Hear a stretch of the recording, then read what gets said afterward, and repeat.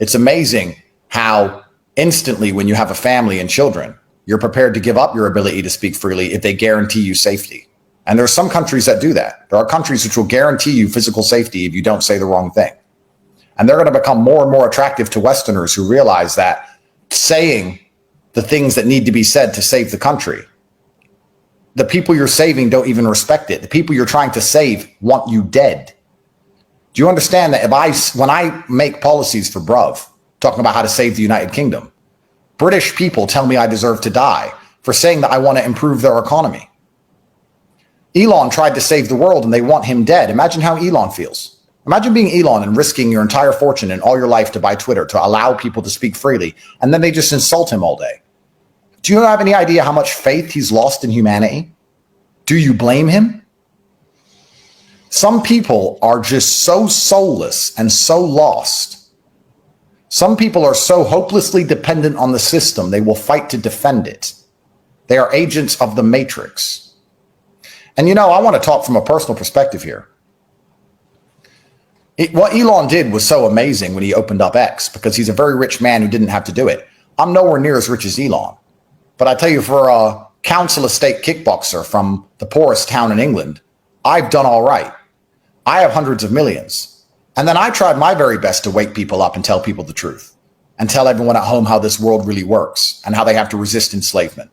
And sometimes you see the amount of backlash you get and the amount of hate you get from the people you're trying to help. And you understand why the elites just take their money and run. You understand why they just take their money, go to somewhere quiet and private, and leave the serfs in their slavery to just suffer. Because the serfs rejoice when bad things happen to you, because they're too afraid to get into the arena. A coward will always laugh at a gladiator who loses, because the coward feels an innate shame for his lack of bravery. He hates himself because he doesn't have the bravery to do the right thing. So when he sees a brave man fall, he loves to laugh. Charlie was trying to help the exact same people who are laughing at his death. Do you have any idea how much damage this does to people's faith in humanity? Do the youth of America even deserve to be saved? Or do they deserve the Democrats? Do they deserve communism? Do they deserve crime? At this point, do they deserve what they're begging for? How many of us should die trying to save these people? Elon lost so much trying to save them. Who says thank you? I've tweeted thank you at Elon randomly 15 or 20 times, and everyone makes fun of me for it. Oh, you're glazing Elon. Thank you for giving us Twitter back, sir. Thank you. I don't have to agree with everything you do. I don't have to agree with everything you say. I don't have to like you. I don't have to know you. Thank you for giving me Twitter.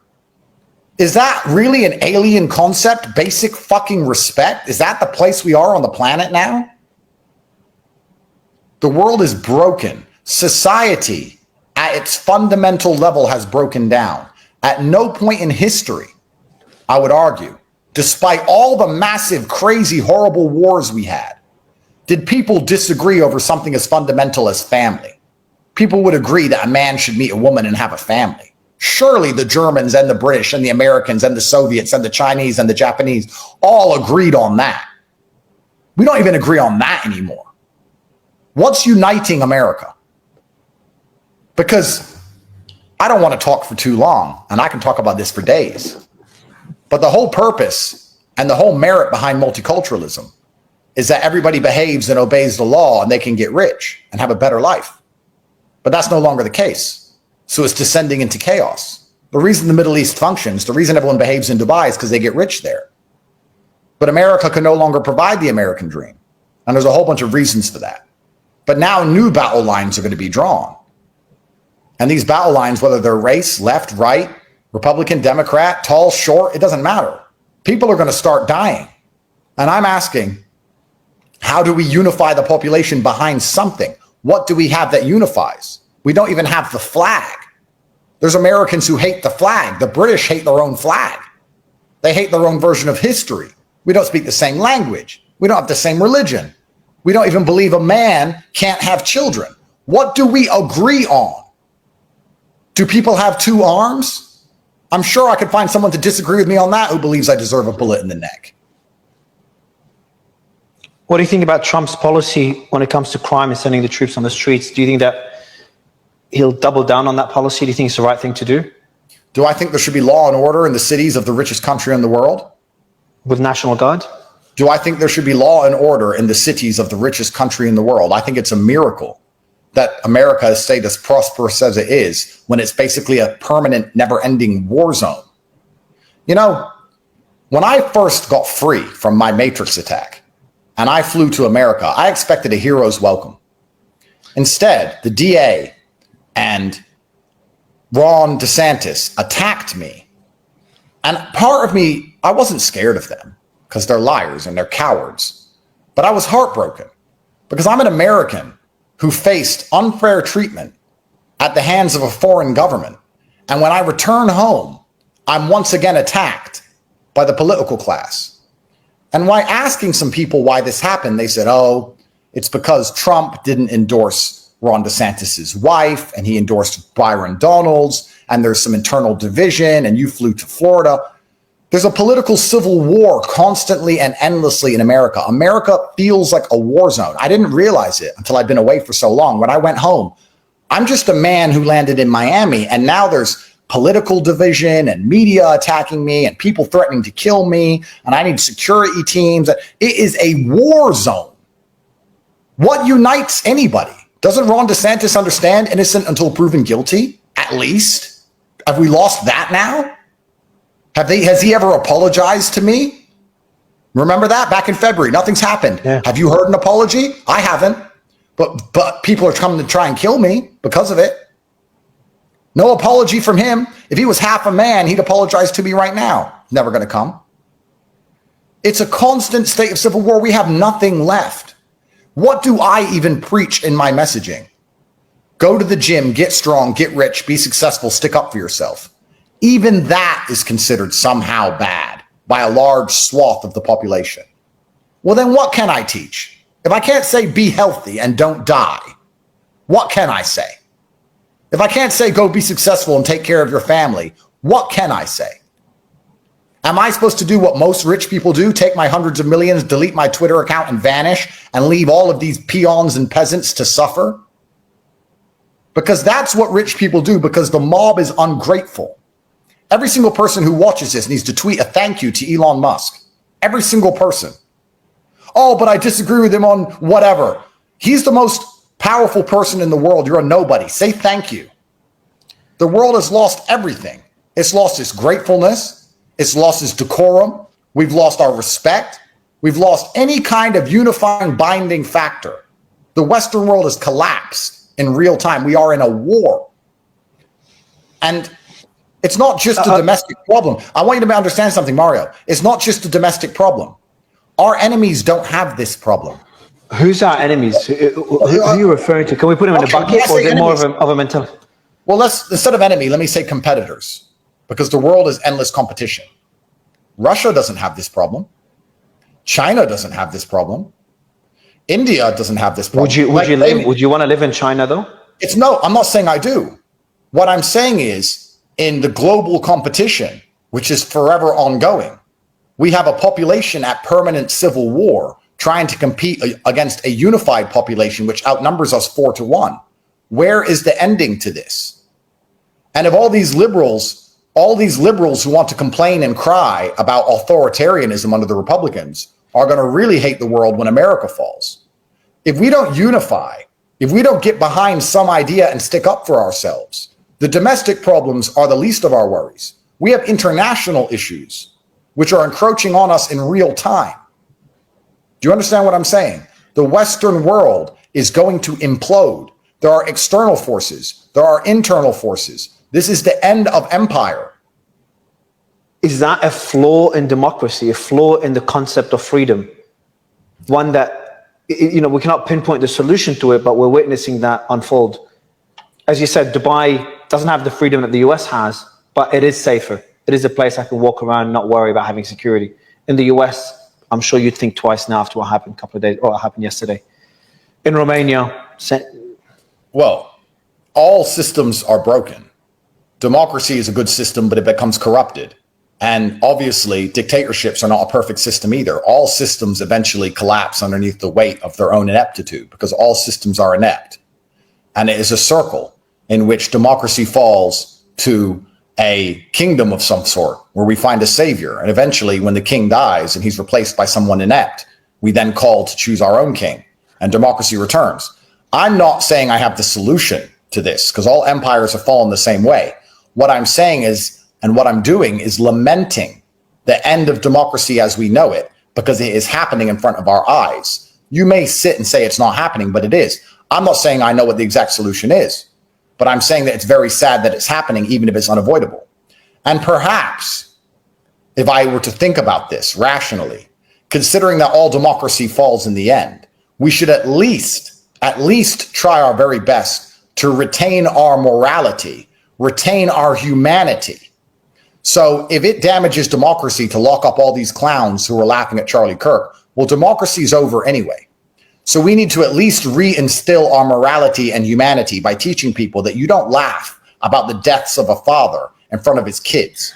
I would at least do the moral thing. And the moral thing is to let these people know that this is not acceptable. That is not a human way to act, irregardless of politics. That is inhuman. So where would you live? Romania, you're arrested. You had someone try to kill you a week ago. The UK, you had a comedian arrested a few days ago for a joke he made. Other people arrested for things they tweet. In the US, Charlie Kirk killed, people celebrating his death. We're talking about Europe. We're talking about the US. I come from Australia. At least there's no bad news there, but censorship is starting to get traction. There's a lot of bad news in Australia. And that's what's so scary. Yeah. Well, that's so scary. Where do we go, right? When Rome was falling, I'm sure the Romans who believed Rome would never fall because it's Rome. We've been in charge for thousands of years. We have marble, these big, beautiful marble constructions and gold-plated towers. How can we possibly fall? I'm sure once they understood the decimation was coming and that Rome was going to fall, they asked themselves the same question: where do I go?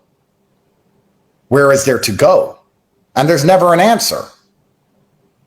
Where are you going to live after? I don't know the answer to the question. My intention is to return to America. That's my intention. But I'm going to catch a bullet sooner or later. But what else can I do? Where else can I go? I'm not Chinese. So what do you want me to do? I can go to China and hide, but that's not who I am. I've got a lot of critique on China as well. If you speak out too much. There's critique on everywhere, but I'm not Chinese. I'm American. So I'm talking about the American system. I'm talking about the complete lack of souls in the majority of the American youth in the world today. What did you and Tristan talk? What was your first reaction when you saw the assassination? Well, I saw that he had been shot. And I said to Tristan, Charlie Kirk was shot. And he said, no way. And then I saw that he was stable. And then I saw the video. And I said, there's no way you can make that. You can't make it. As soon as I saw the video, I knew. At that range, you'd be better to take a bullet in the head because the bullet would have slowed down enough. Maybe your skull could have saved you. Neck is too soft. He bled out. He was over. I knew it instantly. And my heart broke. I don't know what else to say. It's easy for me to get angry and scream at these liberals, but there's no point screaming at a soulless. It's like screaming at a tree, these people. They have no soul. They're not sentient. There's no point screaming at them. My heart is broken for Charlie, for his family, for the Western world as we know it, for the country my father served under, for the country I was born in. My heart is broken. I don't know what else to say to you. The world as we know it is over. And the people who are cheering for his death want you dead too. And they want me dead. And unfortunately, if you study enough history, these people are psychopathic enough to get what they want, because it's not about good and evil. It's about motivation.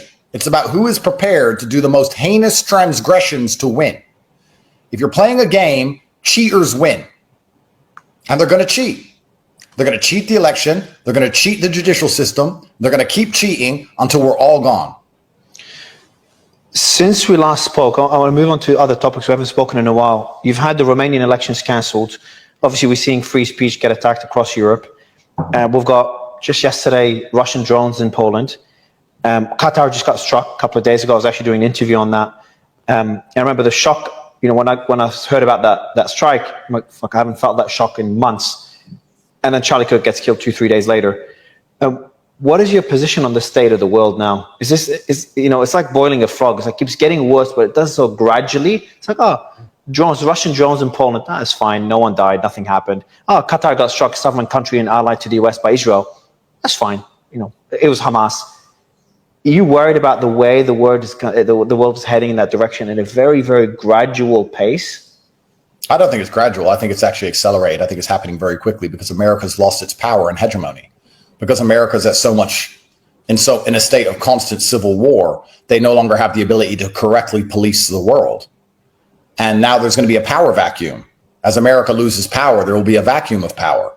And that vacuum of power, as everyone attempts to fill it, will lead to more and more violence. We've seen this in every country. When Saddam fell, more violence comes. So the whole world is losing America's protection. And there's going to be a period of prolonged violence. And my primary objective now is to stay alive so that my double-digit children can eat and stay alive along with me. That's my primary objective now. I mean, I can give a whole bunch of political commentations on everything you've just said. I can talk about all of them. But truthfully, we're in a very scary period of history. And the period is so scary. As an adult man now, you need to be sitting and thinking and analyzing, okay, what do I do about this? It's not just about saving the world sometimes, Mario. It's about saving yourself from the world. Where can I go? How do I make money? Who can I bring with me? Are my children going to be okay there? What happens if there's a war? People need to be looking at a map and thinking outside the box instead of just arguing about identity politics, because these rabid psychopaths want us dead. And as America collapses into these civil disputes, these domestic disputes, make no mistake that our international competitors are enjoying this. Let's be honest. Let's play game theory. Let's play chess. Is Charlie Kirk's assassination good for China? Bringing divisiveness in the U.S. America stable and united or not? I don't know. One could argue no. Well, there's a fair argument to be made. No, I don't have any problem with the Chinese, but this is just the way the world is. So we're looking all America's rivals, all rivals to democracy, have just been celebrating for the past year. Well, there you go. And the people who want us dead, they don't want democracy anyway. They're the ones who want communism. I was talking on the day, I was just talking to my team about it today. I was just on the day that happened. I was just speaking to my team about, crime here in the UAE. I'm like, are the figures correct? Is it really as safe as people make it out to be? We were having a discussion back and forth. And then hours later, Charlie Kirk got killed. And then before that, the Hamas delegation got killed in Qatar. There's a feeling I'm starting to get is that no matter who you are, including the president of the United States, it's just safety is becoming an illusion, especially with the ability to track you anywhere you are. Have you chatted to Tristan about, hey, should we continue doing what we're doing? Should we continue being as outspoken as we have been? Should we get into your British politics as you announced a couple of weeks ago, a few days ago? Have you considered changing your path completely? We've had this discussion, but our only option is to disappear completely. They're never going to forgive me for making the capital crime of having an opinion. And I'm never going to capitulate and apologize for anything I've ever said because I meant it. So I can disappear completely, or I can continue to fight the good fight. But history doesn't remember a coward. Charlie wasn't a coward. Charlie gets to be immortalized, as a real man should. If Charlie was alive and you were to say to him, you can disappear and admit that the transsexuals were right, and you can sell out, or you can die on stage like a man and become a martyr and become a hero that is remembered for eternity, I believe Charlie would have chosen this option, because that's what men do. So I have absolute respect for him. And I know what's coming for me, and I'm not running from it. What do you know about the person that tried to get into your house? I know that they wore a construction outfit and they pulled out a machete and attempted to, and they attacked one of the people who were building at my house, one of the legitimate builders, once they couldn't get to me. They were arrested by the Romanian police, and I've heard nothing from the police since, despite repeated attempts for information. I don't know who he was. I don't know where he was from. I don't know what he wants. The Romanian police have no time or energy to tell me anything about that. They only had time and energy to mess with me for 4 years without any kind of criminal case. I don't understand any of it. All I can do is sleep with a gun under my pillow, have guys with guns all around my house, and have a gate which doesn't open unless we've ID'd you in advance. What else can I do? Like, well, this is the life I live now. Why? Because the media said I'm a bad person. Have I sold drugs? Have I killed anyone? Why am I such a bad guy? There's people on Twitter right now saying Andrew Tate's a bad guy. Why? Because I have a differing opinion to you? Did I send young men to go die in foreign wars? What have I done? I made a joke. Oh, I said women couldn't park. Oh, well, yeah, sure. Put a bullet in my neck. And these people truly believe I deserve it. They're savages. What's happening with your investigation now, with your case now? Don't know. It's not in court. You're still sitting in limbo in Romania. No, I'm free. I can go anywhere I want. I'm just here because I want to. I'm not scared of the Romanian state. I know they have no case on me. I know I've done nothing wrong. I said at the beginning of this that you'll all see it fall apart.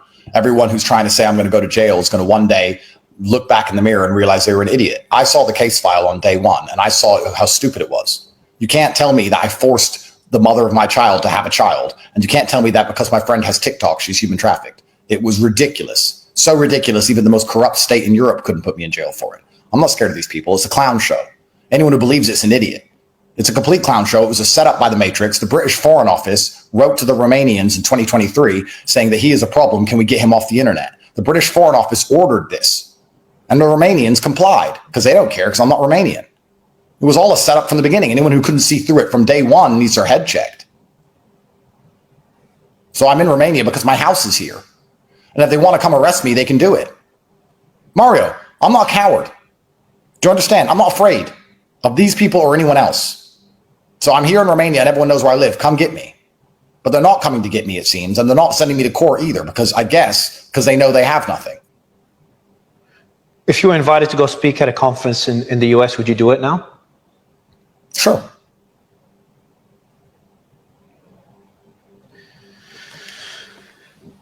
All right, then. Well, look, pleasure to speak to you again. And I feel like every time there's something major that happens, we have these conversations. Happened with the Trump assassination. We did it with Elon once. I can't remember what the event was in that space. And now after Charlie Kirk's shooting, I hope the next discussion will be under better circumstances. And I hope things improve on your side. And lastly, you're getting into politics as well in the UK, correct? Correct. I'm going to be the Prime Minister of the United Kingdom if they don't kill me first. This is a guaranteed trajectory. This is not an if. This is a when. And as I save the country, millions of people will be ungrateful to me. And millions of people will insult me as I do the right thing. Very much like our President Trump. As he does the right thing and saves America, everybody attacks him for doing it. It's amazing. Why get into politics? Why get into politics? Like you were an influencer, the most Googled person at one stage. And look what happened to you. So your next plan will be like, hey, I'm going to double down and get into even murkier territory, get into politics where I could be further targeted by people that disagree with me, as we've seen in France. Le Pen can't run again, as we've seen obviously in Romania, where you're at, where the person that's supposed to be president got arrested and barred from running again. As you saw in Imran Khan in Pakistan, we saw in Brazil, it's all at the level there with Bolsonaro. That's your decision, of just getting into politics? What happens fighting the establishment? What happens if good men do nothing? What about your family? What happens if good men do nothing? Yeah. So what am I going to do? My choices are get on my newly commissioned super yacht, which I've just bought, go to international waters and leave everybody to suffer in poverty, or to continue to fight for the countries I grew up in. And I think I'd be happier to fight and die than just hide for the rest of my human existence in comfort. I'm not a coward. I wasn't raised that way. All right, well, be safe. Appreciate your time again. Send my regards to Tristan. And it's always a pleasure to speak to you. Thanks, Andrew. Thank you, sir.